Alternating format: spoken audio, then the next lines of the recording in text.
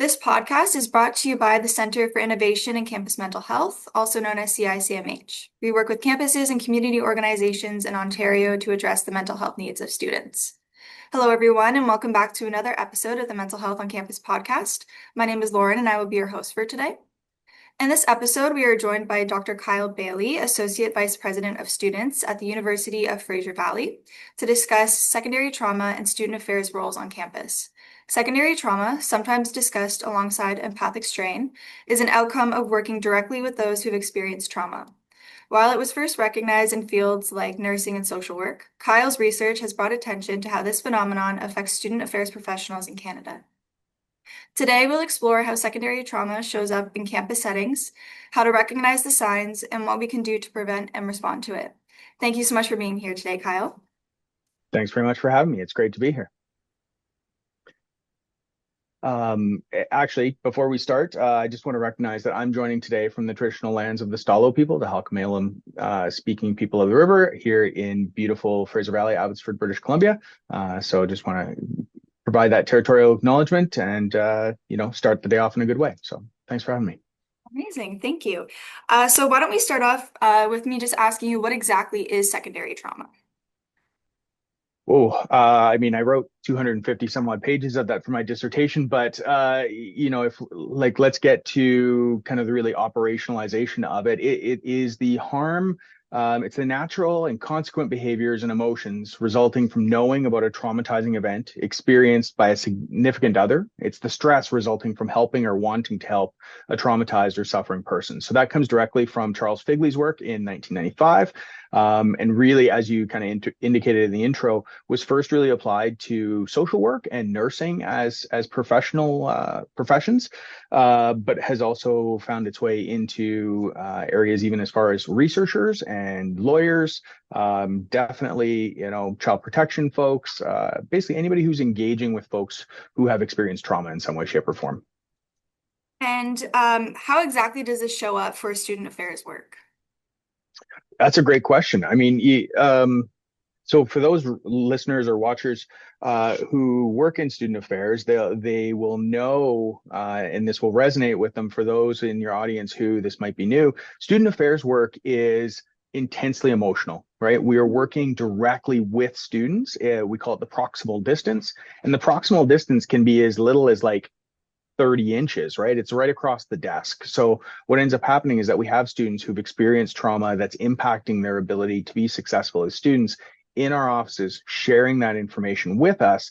And as a result, we get splashed by the trauma. So when you've got that empathetic orientation of being a student affairs professional, you've got that really small empathetic or that really small proximal distance, and then you've also got this caring relationship.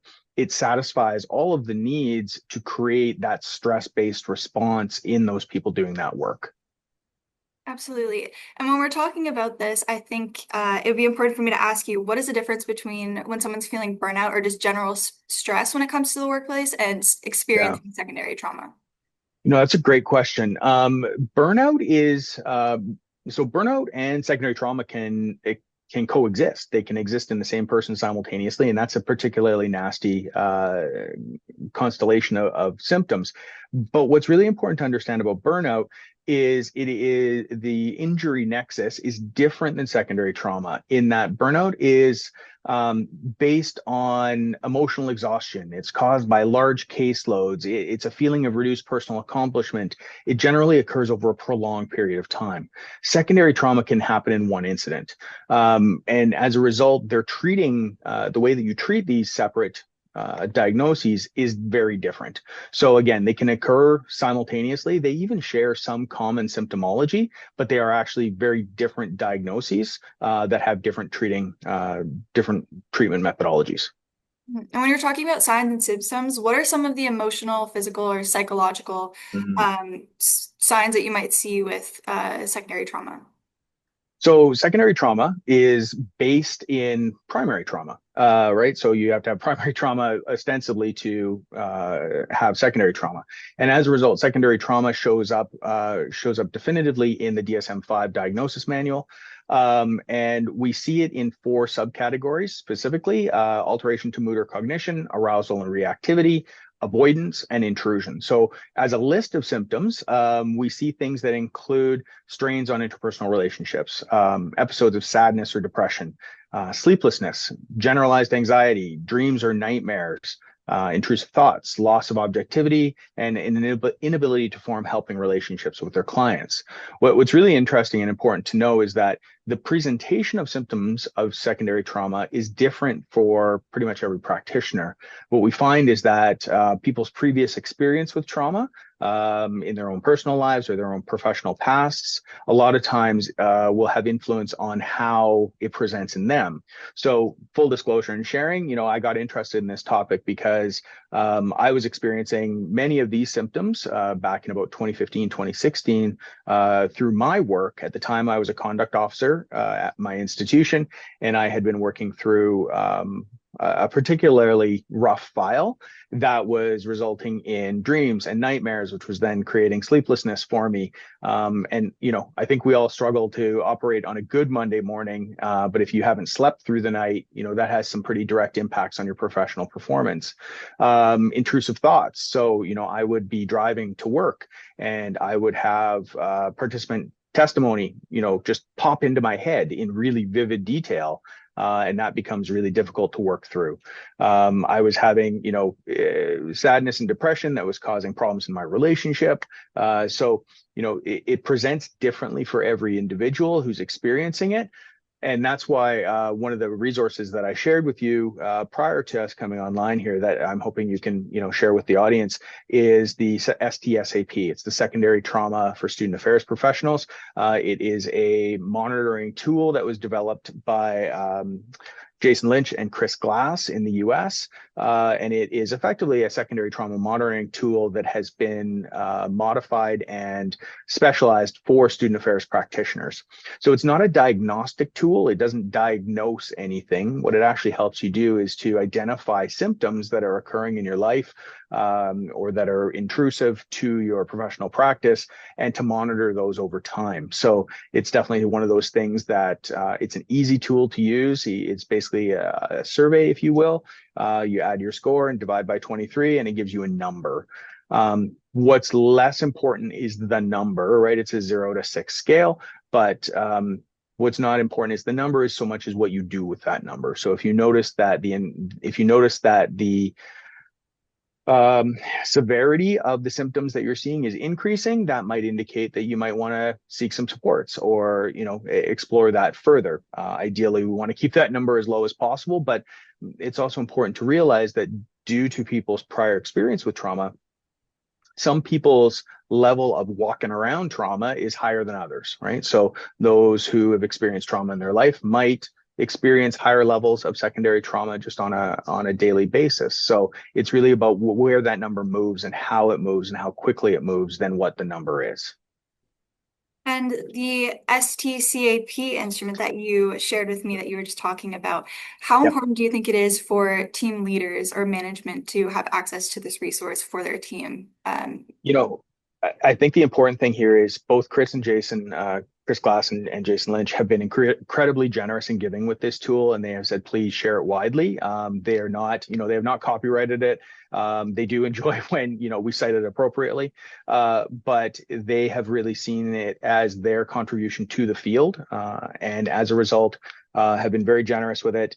And I have been eternally grateful to them for that generosity because it's allowed me to then share it with all the folks I'm talking to. I think this is like the 73rd presentation that I've done on secondary trauma across Canada. And in each one of those spaces and places, I've been able to share this instrument with people, and it's been able to give them a tool to begin to understand what they're experiencing. And I think that that's been a really key impact on me, is that after I talk to people about secondary trauma and I'm sharing, hey, like these are some of the things that are occurring and these are some of the things that you might experience. And, people come up to me and they share their stories and they're saying, I thought that I was broken. I thought that there was a weakness in me. I thought that there was some sort of deficiency in my professional presentation or practice, and understanding that our work has this inherent risk in it has been really transformative, I think, for a lot of people.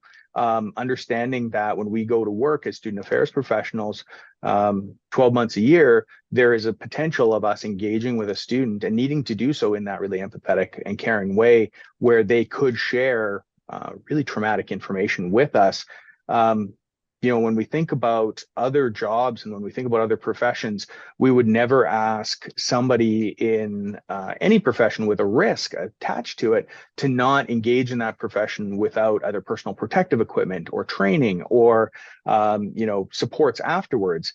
And yet here we are, student affairs professionals. You like working with students and you applied for the job and you've got a bachelor's degree. Great, come on in.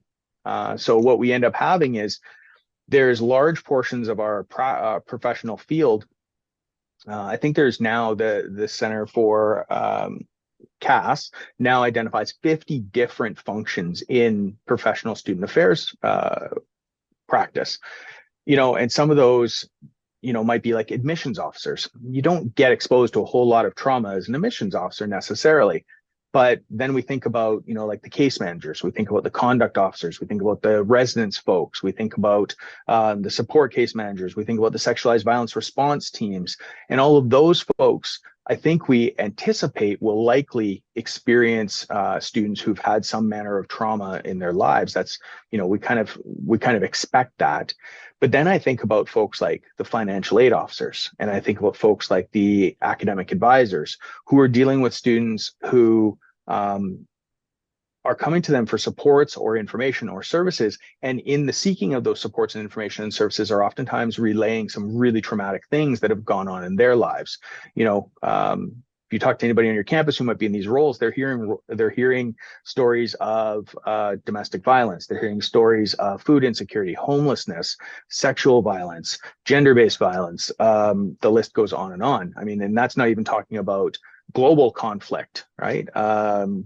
Enduring impacts of COVID, mental health, you name it. So there's this gray area of folks in student affairs who never signed up to experience the level of trauma or the communication of trauma that they're experiencing right now. And though that's concerning, but I think also concerning across the board is that none of our student affairs professionals have received training to be aware of what secondary trauma is, to put strategies in place to minimize where possible, and then to create understanding about what supports might look like afterwards. So that training element is a really big gap that's occurring right now for our profession. Absolutely. And the awareness piece I think is really big, especially people not being aware that they could, experience secondary trauma in the workforce. And with that being said, what are some of the ripple effects that someone might see of secondary trauma affecting like a student affairs team or even a campus environment or even the students that people are supporting? How can all of these things be affected by secondary trauma? Yeah, so great question. The most direct impact is when people need to take time away from their role or their job, and that might show up as sick time or leave time, or even leave their jobs. In my study, I found that 13% of 13% of respondents indicated they plan to leave their role due to secondary trauma, and 9% of participants indicated that they plan to leave the profession of student affairs due to secondary trauma. So again, in what job or profession would we see some risk factor that is potentially impacting 10% of our 10% or more of our population considering leaving the field and not respond to it? And that's what we're facing right now. On the institutional side, when obviously we want our employees to be healthy, well, at work and doing their jobs. So when we have employees who aren't here or when they leave, that means we need to hire, train, develop, and that all takes time and that takes resources, particularly in this really challenging budget time as well. So, we're seeing budgets being constricted at all times, and the notion of losing folks right now is really, really challenging. Absolutely. And for managers or team leaders who may have staff who are hybrid or virtual, are there any signs or ways to detect that there may be some staff struggling in those spaces in order to help manage in that way? Yeah, I think the challenge here is that initially, initially, I think secondary trauma sometimes shows up or looks like performance or behavioral issues, right? When we think about the symptomology, if people aren't sleeping well, we're going to see absenteeism. If people aren't sleeping well, we're going to see short emotional fuses. We might see outbursts. We might see, unprofessional or inappropriate communications. So initially it might look like performance or behavioral issues, which is really challenging because I think sometimes managers' first inclination is to go down those routes, when in reality, what we need to do is look for behaviors that are out of the norm.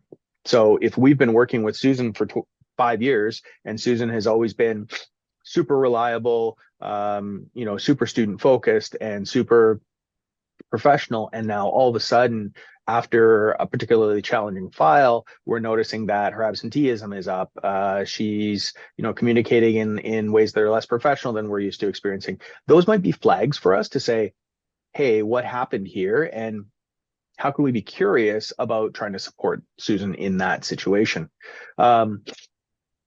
So again, we're looking for kind of what are our baseline behaviors, and how are people moving off of those baselines? And are those changes quick? Are they slow? What does that look like? And how do we support that? I think the other side of that is, that's what the managers can do directly, but I think managers also have a role in creating an environment that is safer for people to talk about this. When we create the awareness and we create the understanding, people are more willing to discuss what they're experiencing. Again, the people that I'm chatting with are talking about this as feeling weak, feeling injured, feeling broken, feeling inadequate. Who wants to share that with their boss? Right. So creating spaces where somebody can walk in and say, hey, I had this really tough file and I'm noticing I'm not sleeping well. Hey, I had this really tough file and I'm having really intrusive thoughts in the middle of meetings.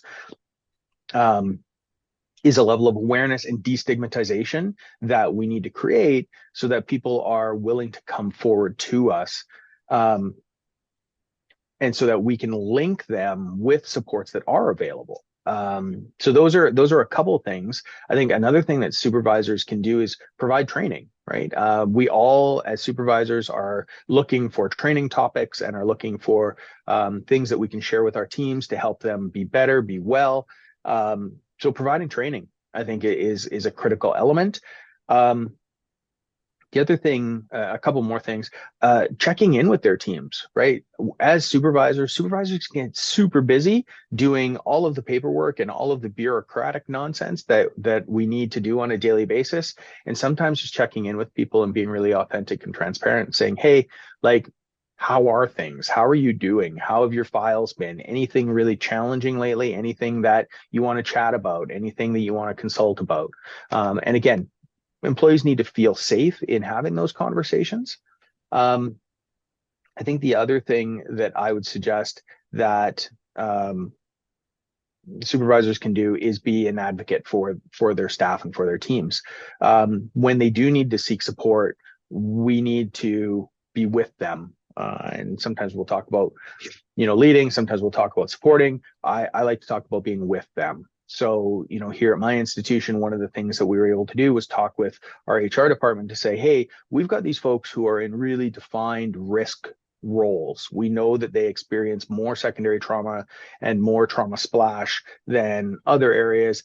Is there any way that we can create a bit of an opportunity to expand their benefits, particularly around mental health supports? So we were able to do that here, and I think that that's been a really impactful, easy, quote unquote, thing for us to do, to recognize that these folks might use up their mental health support benefits pretty quickly, and as a result, making more available to them could be good. The virtual and hybrid environment question, that's a really challenging one. I think more and more we're seeing, reverse that. We are seeing fewer employees who are 100% virtual. So as a result, as a supervisor, I try and take the time when people are in the office to check in with them and to say, hey, like, now that you're here, let's have a coffee, let's have a chat. How are things? What's going on for you? It's really challenging to do that virtually and to have that conversation in an authentic and caring and empathetic way, human to human. through the computer. So I try and take those opportunities when people are on campus to explore that and to have those more difficult, sensitive conversations. Absolutely. Um, I wanted to ask, um, how has the conversation around secondary trauma evolved in student affairs in recent years? And maybe even in your experience, how has that maybe evolved on your campus?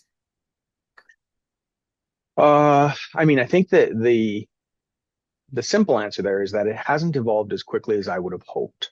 This is a concept, the concept of secondary trauma for student affairs folks, really kind of started to get some traction in around 2019 in the US. And then COVID happened, and that had some COVID impacts as it did broadly.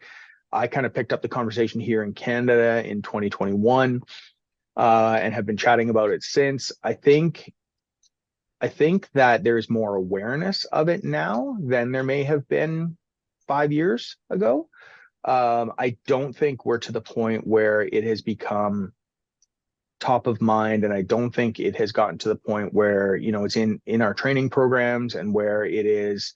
Um, it's I don't think it's received the awareness and attention that I think it needs to. Uh, I think that we will see I think that we will continue to see employees leaving their roles, leaving the field, and I think that that will at some point trigger more attention from groups such as our human resources areas. Um, I think we're probably one good file away from our work safe entities in each province kind of taking notice of this. I mean, it took them 20 years to understand PTSD as it applied to first responders. So I have to anticipate that it's going to take them a little while to wrap their head around the notion of secondary trauma for folks who work in helping roles. Um, I think we need to keep the conversation going, and we need to keep destigmatizing. We need to keep providing training. We need to keep helping our folks with monitoring and support where needed, but we're not there yet. And it's going to take people on each campus to be champions to keep the conversation going. And for someone who might want to be a champion for trauma-informed care and practices on campus, what are some beginning steps that they could take to maybe become more informed and start to implement things on their campuses? Yeah, I mean, I am always willing to have a conversation, so people can reach out to me, and I'm willing to share any and all resources that I have. That has been kind of my commitment from the start, is that this is a field and profession that has given so much to me that I am happy to contribute in whatever way I can. Um, I think there are I've looked at increasingly there are people in the environment. Tend Academy is one who I think we talk about all the time, who have some amazing resources. They tend to be they are American, right? So we have that going on. We're in the process of kind of starting to develop some Canadian resources. There's folks in the Canadian context who are doing great work around trauma informed work. The interesting thing there, though, is I think when we go to Google and we put in trauma informed student affairs or trauma informed whatever it may be, we most of the context of the information that we're looking at is around supporting the client, if you will, the student, the client, the patient, whatever it may be. And what it's not focusing on is being trauma informed in our practice. And so it's taking some creativity to do that. I think one of the things that I particularly like to focus on is, as a profession, we love to tell students to engage in self-care.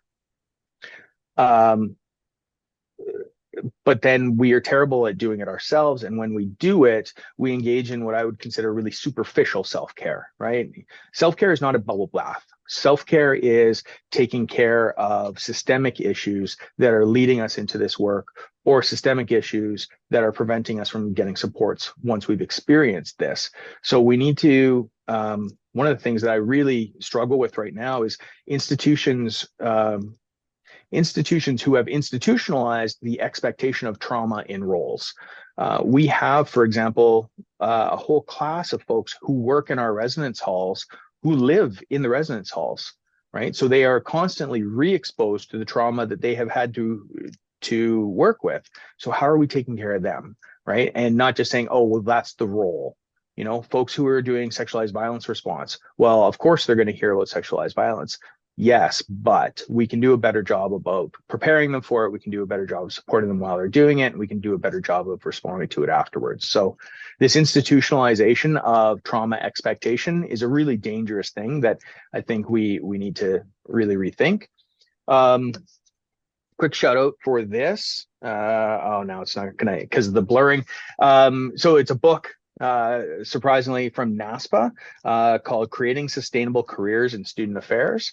It's edited by Margaret Sally, Sallee. Would highly recommend checking it out. You know, it talks about some really kind of challenging assumptions that we make about the student affairs profession, and how do we change how the careers are actually structured in order to be more trauma informed in what we do.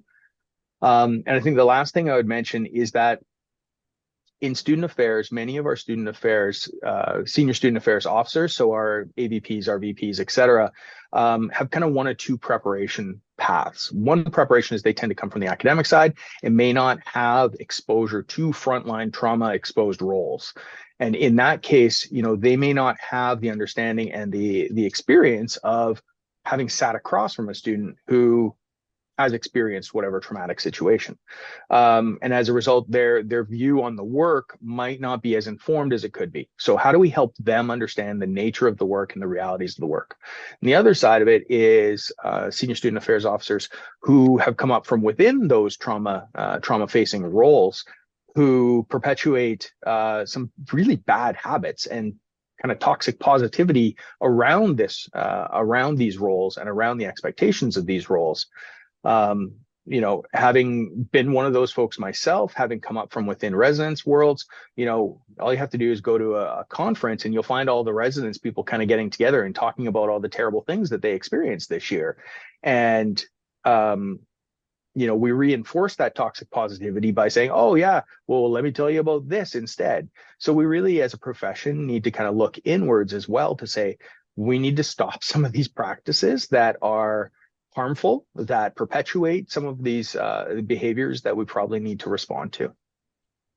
Absolutely. Thank you so much, Kyle, for uh, sharing your knowledge around secondary trauma and continuing the conversation on with us at CICMH. I hope that this is a conversation we can continue to have and will bring a lot of value to the people who are listening today. For all of the resources that Kyle has shared, I will be linking below on our website, as well as any of our resources that we think might be helpful to those who are listening as well. You can visit our website at campusmentalhealth.ca. Until our next episode of the Mental Health on Campus podcast, take care.